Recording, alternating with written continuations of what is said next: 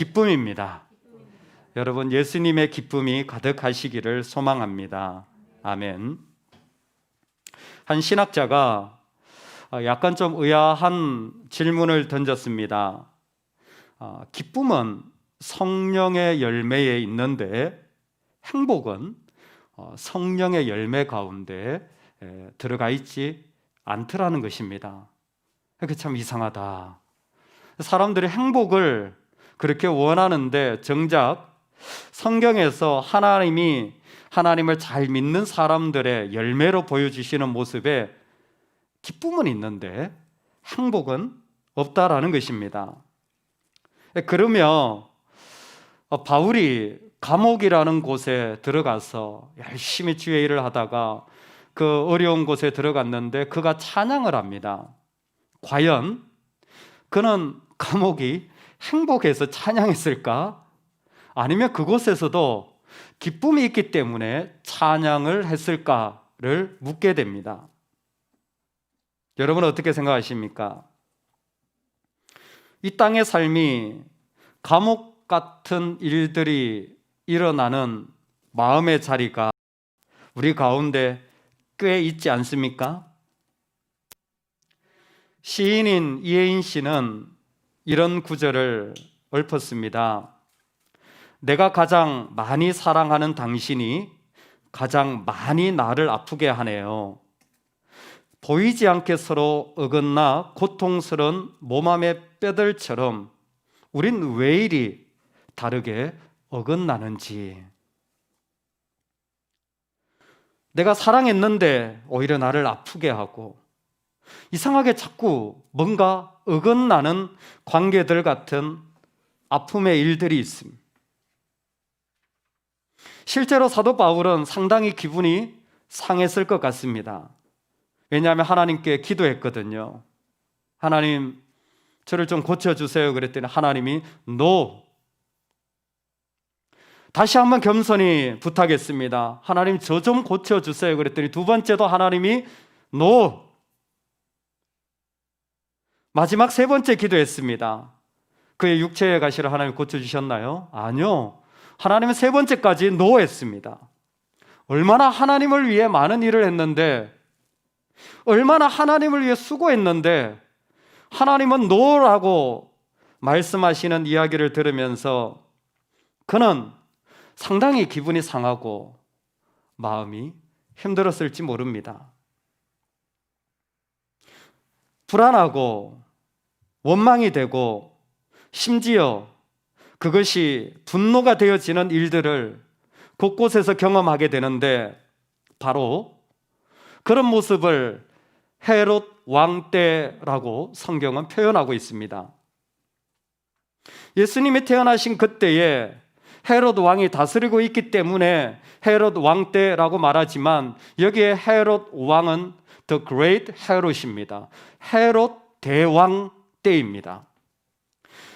헤롯이 그 지역의 왕이었는데 대왕이라고 말하는 것은 그가 상당한 정치력과 그리고 왕의 권세를 가지고 다스렸어요. 실제로 헤롯이 다스린 영역이 성경에 있는 다윗이 왕으로 있을 때 다스린 영역과 거의 유사할 정도로 엄청난 영향력을 합니다. 헤롯이 다스리고 있는 그때라는 것은 단순히 그 사람이 왕이라는 이면의 것도 말하여 줍니다. 그는 원래 에서의 후손인 에돔 자손이었습니다. 주류가 아니라는 것이죠. 돈을 주고 로마 황제로부터 그 지역의 왕자리를 샀던 사람입니다. 그런 로마에게 좋은 관계를 맺기 위해 수많은 황제의 이름을 딴 건물을 세웠고 그리고 로마에 잘 보이기 위해 성전까지 정축했던 사람입니다. 그 일부가 지금 이스라엘에 남아있는 게 통곡의 벽입니다. 헤롯은 그 자리를 위하여 자기가 할 수 있는 전부를 다했습니다. 심지어 그 지역에 그가 왕이기 전에 영향력을 끼쳤던 하스몬 왕가의 딸인 미리암네와 결혼까지 하였습니다. 그런데도 이상하게 그의 마음에는 자꾸 불안하고 뭔가 기분이 상하는 일들이 그의 삶의 수시로 일어났던 것 같습니다. 결국 그 마음은 커져서 그의 장인이었던 하스몬을 죽이기까지 하게 됩니다. 그가 자기의 자리를 위협하는 세력이 되는 것처럼 느껴졌기 때문입니다. 그의 불안과 상함은 장인을 죽이는 것에서 끝나지 않고 그와 결혼한 부인인 미리암네도 결국 그 여인이 자기의 자리를 찬탈할 것 같아 부인을 죽이게 되고, 심지어 그 부인이 낳은 자기의 아들조차 모두 다 죽이게 됩니다. 알렉산드, 아리스토플, 그리고 얼마 안 된 안티파트까지 자기의 혈육까지 죽이게 되는 일을 저지른 사람이 바로 헤롯 대왕입니다. 그에겐 9명의 부인이 있었지만 서로 간에 원망과 그 갈등과 상한 마음은 이루 말할 수 없었습니다. 아마 혈통적으로 유대인이 아니었던 어려움, 그리고 하스몬 왕가에 의하여 강제로 할례를 당했던 아픔들이 그를 이렇게 만들었는지는 모르겠습니다. 그러나 그의 마음이 상한 일들, 감옥 같은 자리에 살아가는 헤롯 대왕 때를 우리는 보고 있습니다. 그런데 어느 날 마고스들이 등장합니다. 동방박사라 불려지는 사람들이죠. 우리는 찬송가에서 동방박사 3사람이라고 말하지만 사실 몇 명인지는 정확하지 않습니다. 그들이 드린 예물이 3가지이기 때문에 3사람 척을 하지만, 이들은 저 바벨론에서부터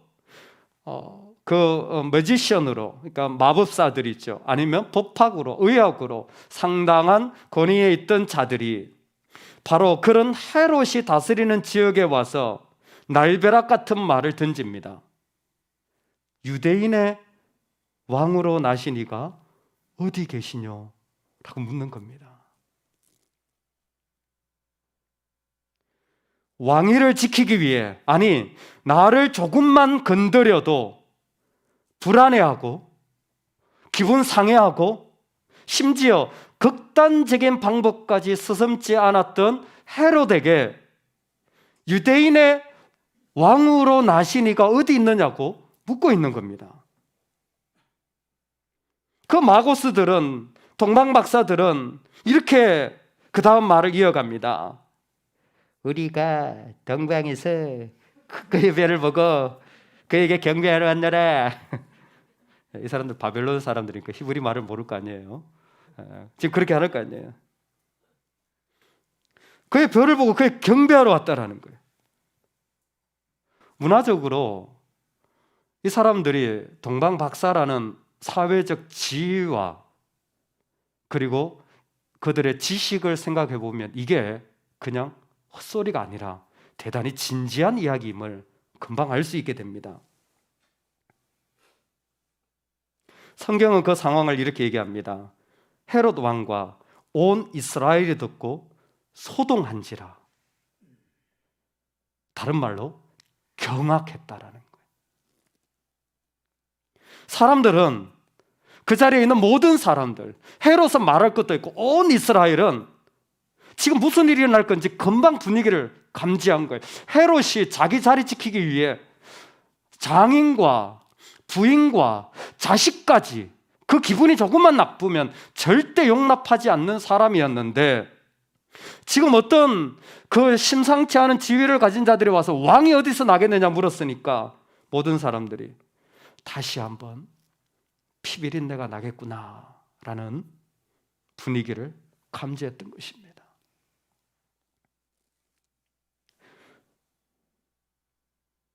기분이 자기의 감옥에, 나의 생각에 갇힌 자들은 늘 이렇게 행동하는 것 같습니다. 드러내놓고 떳떳하게 말하지 못하고 몰래 가만히 이 일을 헤롯은 알아보기 시작합니다. 무엇인가 말 못할 은밀한 일들이 진행되어진다라는 것은 지금 하나님을 거부하고 나의 상함과 죄의 감옥에 있기를 원한다라는 의미겠죠. 제일 놀라운 특징은 무엇이냐면 생명을 가져다 주는 분이 계신데 오히려 그분의 생명이 위협을 받게 되는 일이 일어난 것입니다. 감옥에 있는, 상한 자를 건드리면 제일 크게 나타나는 특징은 하나님을 멀리하는 것이.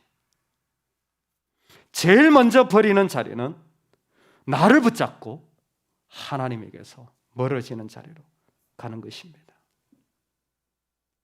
아기로 누워 계신데 벌써 십자가의 죽음의 그림자가 그 아기 예수에게 드리워지는 것입니다. 마태복음에서는 오신 예수님을 우리와 목자와 양의 관계로 설명합니다. 예수님이 우리에게 오셨을 때 제일 큰 아픈 마음은 무엇이었냐면 목자 없는 양과 같은 모습으로 살아가는 사람들의 삶이었습니다. 그리고 그 양이 목자를 잃었을 때에 제일 큰 아픔과 불행의 자리에 있다는 것을 잘 아셨습니다. 그래서 그 관계를 얼마나 계속해서 반복해 설명하는지 베드로가 예수님을 배신하는 말을 하는 순간을 성경은 목자를 치리니 양의 떼가 흩어지리라고 표현했습니다. 우리가 목자를 버리려고 하는 순간이 삶의 자리에 참 많다라는 거예요.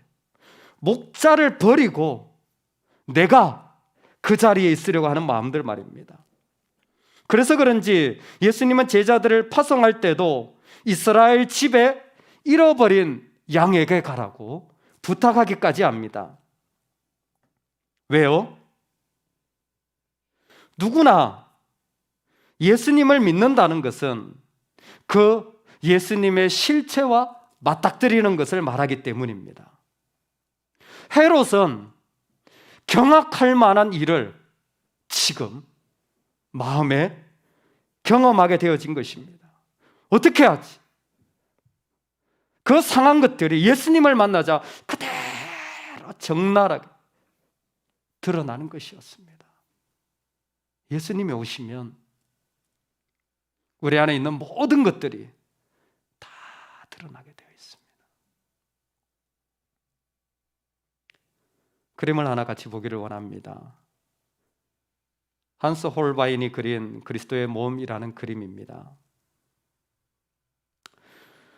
무덤 속에 죽으신 그리스도를 이 화가는 모습 그대로 그렸습니다. 이 모습을 도스토옙스키가 그림을 그렸다는 소식을 듣고 스위스까지 방문하여서 오랜 동안 이 그림을 바라봤다고 합니다. 그런데 도스토옙스키는 이런 고백을 합니다. 이 그림을 가만히 보고 있으니까 그림이 이렇게 말을 하는 것 같더래요. 이래도 믿을 테냐?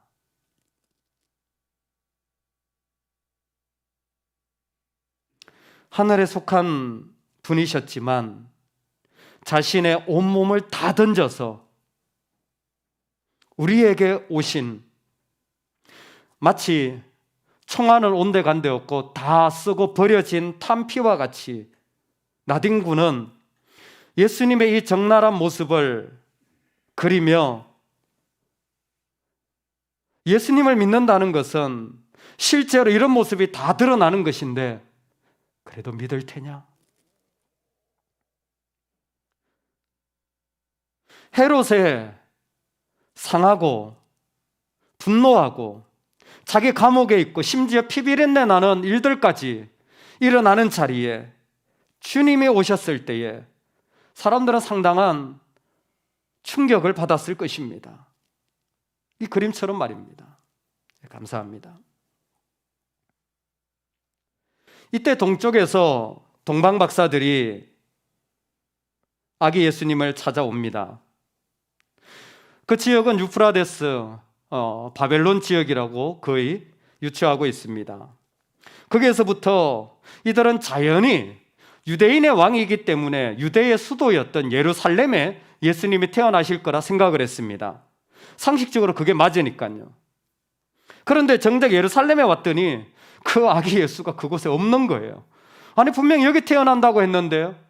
그래서 이렇게 저렇게 알아보니까 제사장들이 얘기해 줍니다. 미가서를 통해서 베들레헴에 태어나신다고 예언되어 있다. 그래서 다시 한번 그들을 하나님은 베들레헴으로 이끄시는 것입니다. 이때 이 동방박사들의 이야기를 이끄는 스토리가 무엇이냐면 별입니다. 그들이 그곳에 있었을 때부터 한 별이 나타나서 이들을 예루살렘으로 그리고 베들레헴으로 그리고 예수님이 태어나신 그 위에 별이 머무는 것이었습니다. 도대체 무슨 별이 이렇게 일어났느냐? 천문학을 공부해야 됩니까? 이게 무슨 초신성의 북두칠성이냐? 성경은 마태는 이게 무슨 별인지를 따지지 않습니다. 그러나 이 별이 어떤 역할을 하는 별인지는 말해줍니다. 이 별은 이 동방박사들을 이끄는 별입니다. 그래서 그리스도의 별이라고 불려지기도 합니다. 민수기에 보면 내가 이스라엘의 먼 미래를 바라보노라 야곱에게서 한 별이 나오며 이스라엘에게서 한 왕이 일어나 라는 말씀을 통하여 정말 별과 같은 분이 그들 가운데서 일어날 것을 말합니다. 요한계시록에도 보면 예수님은 스스로를 다윗의 자손이요 빛나는 샛별이라고 표현하십니다. 한 별이 이끌어가지만 정말 그들을 초대해 이끌어가는 자리는 그리스도가 별이 되셔서 그들의 삶을 이끌어 가신다라는 겁니다. 이것이 동방박사가 걸어간 삶의 자리입니다. 왜 저리로 가지? 내 마음대로 해석하지 마시기 바랍니다. 내 마음이 가는 대로 두지 마시기 바랍니다. 그것을 내려놓고 별이 이끄는 대로 가는 것이 신앙입니다. 아브라함을 그렇게 이끌었습니다. 이삭을 그렇게 이끌었습니다. 그리고 약속에 따라 땅에 살아가는 이스라엘 백성을 광야에서 그렇게 이끄셨습니다. 핵심은 무엇입니까? 하나님은 우리에게 뭐 해주시는 분이 아니라 하나님은 우리와 목자와 양의 관계를 맺기를 원하신다라는 겁니다. 어떤 자리에서도 하나님과의 관계가 끊어지지 않는 자로 우리를 초대하신다라는 것이었습니다.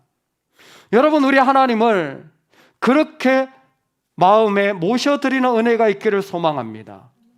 내 삶의 자리에 나를 이끌어 가시는 하나님이 나의 주인이 되셔서 어떤 보이지 않는 어떤 내가 알지 못하는 자리로 이끄시더라도 기꺼이 그 길을 나는 걸어가는 것이었습니다.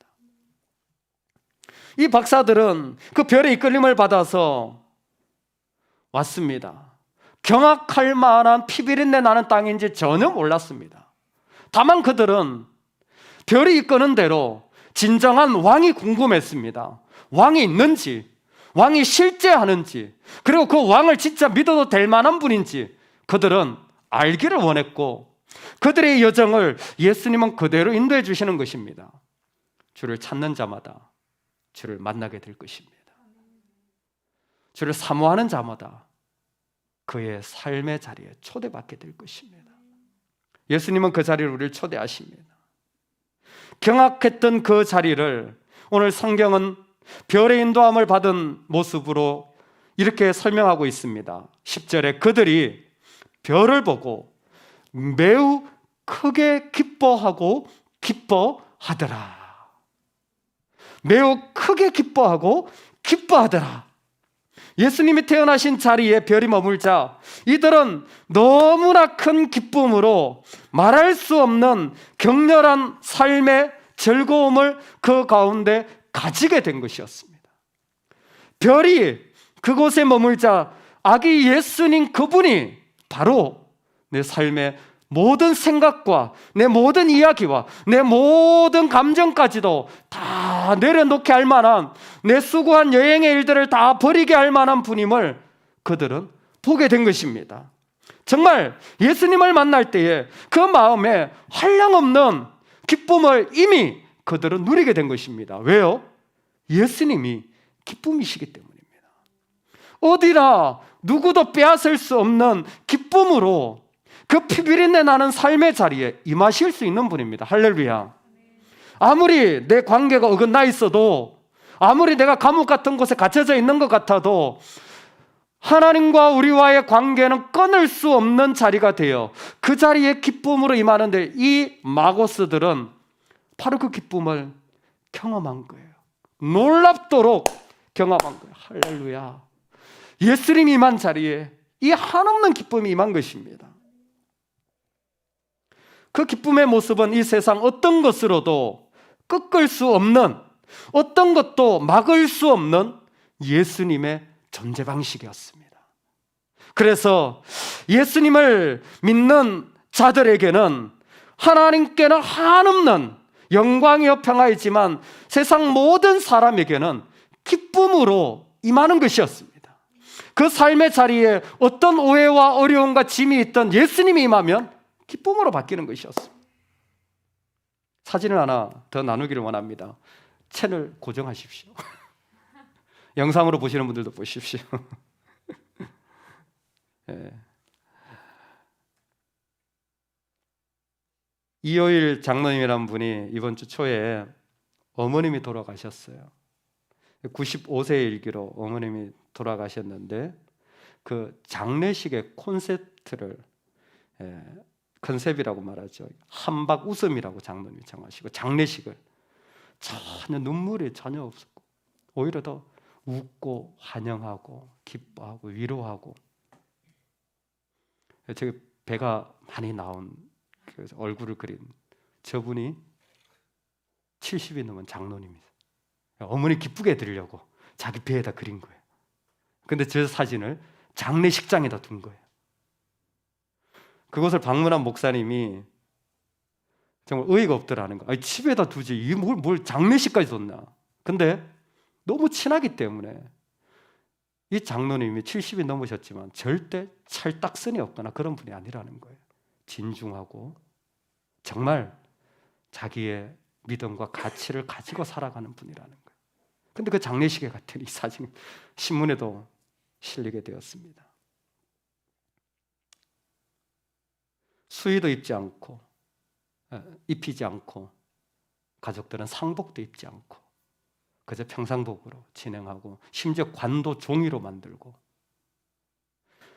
오시는 조문객들에게는 인근에 식당에 식사권을 사가지고 다 나눠드려요. 맛집 기행을 하시라고. 그랬더니 그 병원 주변에 있는 가게들이 너무 좋아요. 코로나로 어려운데 그 손님들이 다 밖에 나와서 식사를 하시더라고요.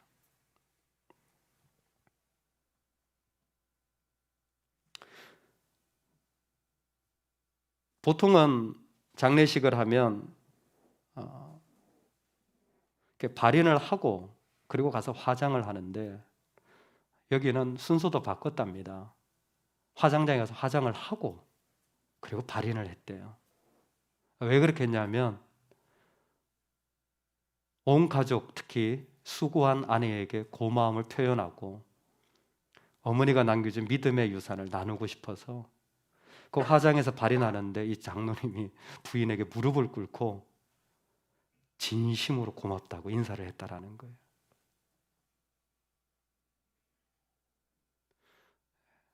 즐거워하는 어머님의 모습만 봐도 기쁘지 않습니까? 그만 봅시다. 제 배가 많이 나와가지고.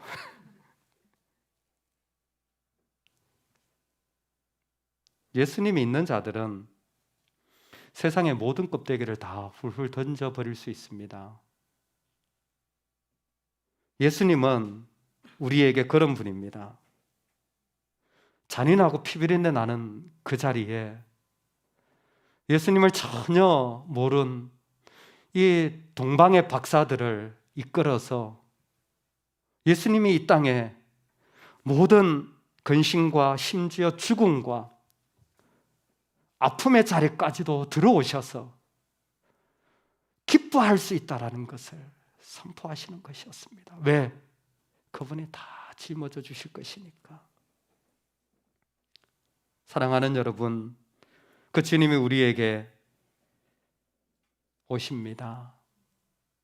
그 예수님으로 기뻐하는 자리를 누려나가는 은혜가 있기를 소망합니다. 그래서 그 예수님을 만난 자리에 하나님의 백성들은 뭐합니까? 경배하는 것입니다. 무릎을 꿇고 얼굴을 땅에 대고 최선을 다하여서 그분 앞에 엎드리는 것입니다. 저와 여러분이 이 한 주를 살아갈 때 나에게 오신 그 예수님께 엎드리는 은혜가 있기를 소망합니다. 내 감정을 엎드리실 수 있기를 소망합니다. 내 생각을 엎드리실 수 있기를 소망합니다. 내 삶을 엎드리실 수 있기를 소망합니다. 당신이시기 때문입니다. 주님이시기 때문에 그래요. 그래서 그런지 예수님을 본 많은 마태복음의 사람들은 엎드립니다. 문둥병에 걸린 자들도 예수님께 엎드려요. 부활하신 예수님을 보는 사람들이 다 엎드립니다. 왜요? 그분이 진짜 생명의 주인인 것을 알았기 때문입니다. 엎드리시기 바랍니다. 그 주님께 내 삶의 모든 자리를 엎드려 내 마음을 다 엎드려 나아가는 은혜가 있기를 소망합니다. 두 번째는 나의 삶의 최고의 것을 그분께 드리는 삶으로 살아가시면 좋겠습니다.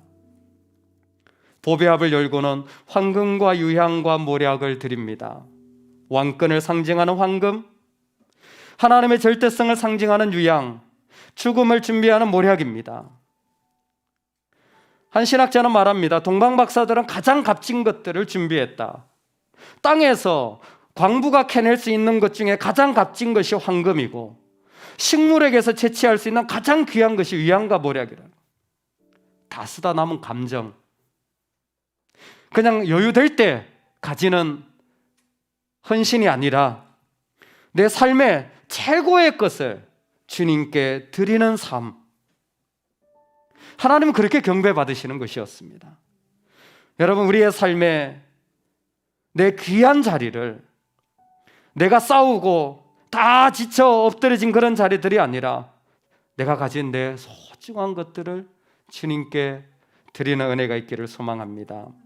그리고 마지막으로 권면드리고 싶습니다. 동방박사들처럼 별의 이끄심을 받기를 소망합니다. 여러분, 예수님만을 바라보면 좋겠습니다. 그 예수님은 우리를 이끄셔서 새롭게 만드십니다. 우리를 이끄셔서 새로운 기쁨의 자리로 인도하십니다. 예수님 스스로도 십자가의 고통이 있으셨지만 앞에 있는 기쁨을 인하여 그 고통을 다 참으셨다 그랬어요.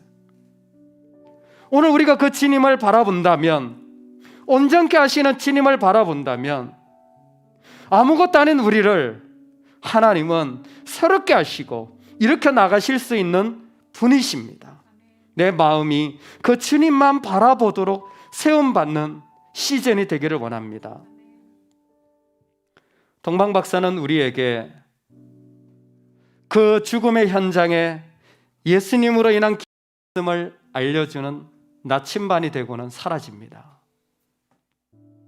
저와 여러분은 이 땅의 한 가정의 부모로, 그리고 성도로, 그리고 믿음의 선배로 살아가는 하나님의 사람들입니다. 어떤 누구도, 어떤 상황도 빼앗을 수 없는 예수님이 주시는 기쁨이 있습니다. 선포하고 나누고 전하며 살아가는 은혜가 있기를 주의 이름으로 축원합니다. 아멘.